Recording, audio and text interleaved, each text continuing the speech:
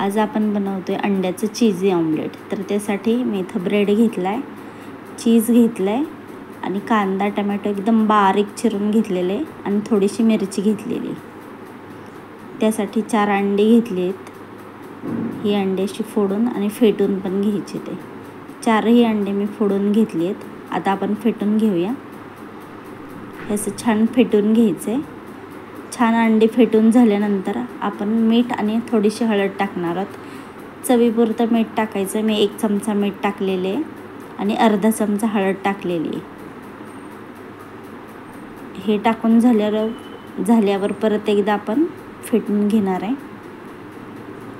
छान फेटून घ्यायचं आहे. मिरची, कांदा आणि टमॅटो हे सगळं आपण मिक्स करणार आहे. आता हे छान मिक्स करून ठेवायचं आहे. गॅसवर पॅन ठेवायचा आहे. पॅन थोडा गरम झाल्यानंतर 1 चमचा तेल घालायचं आहे.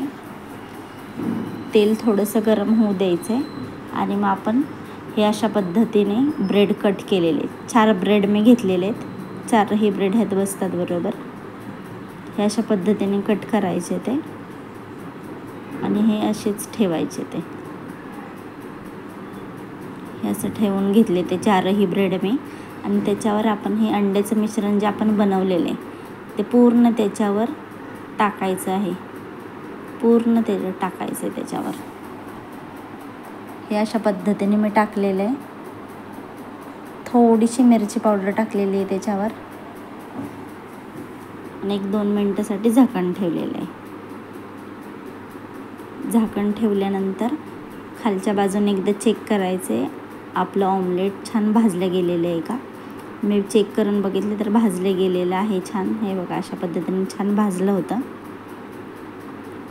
त्यामुळे आता पलटी झाल्यानंतर हे आपण जे चीज घेतलेलं ते पूर्ण चीज आपण खिसून घ्यायचे. मी 2 क्यूब्स घेतलेले आहेत. ते 2ही क्यूब्स मी घालते आहे.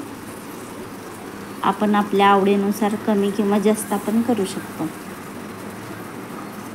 हे असं चीज आपण पूर्ण खिसून टाकायचं आहे त्याच्यावर. पूर्ण चीज आपण टाकलेलं आहे. आता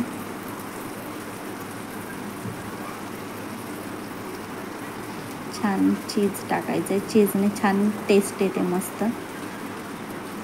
हे 1 क्यूब झाले. आता दुसरं क्यूब पण मी अशाच पद्धतीने खिसून घेते.